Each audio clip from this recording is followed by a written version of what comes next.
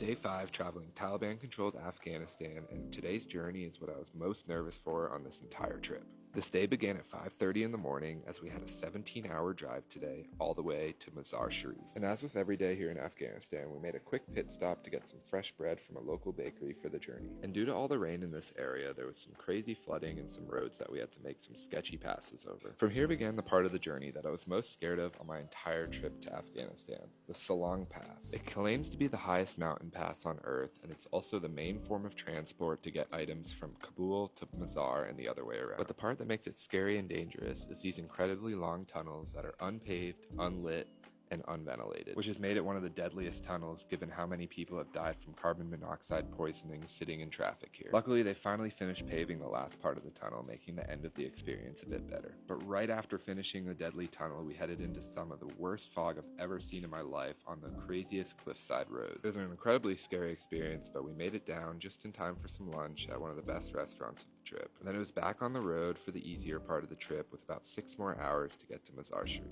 We had a few more towns to drive through, and then we were greeted with an incredible sunset on the final descent into Mazar. And then we made up about an hour and a half of driving time as our driver decided to make his own roads and go in the opposite lane to avoid all the traffic entering the city. And after a 17-hour insanely tiring and scary drive, we made it to Mazar and finished the evening with some pizza.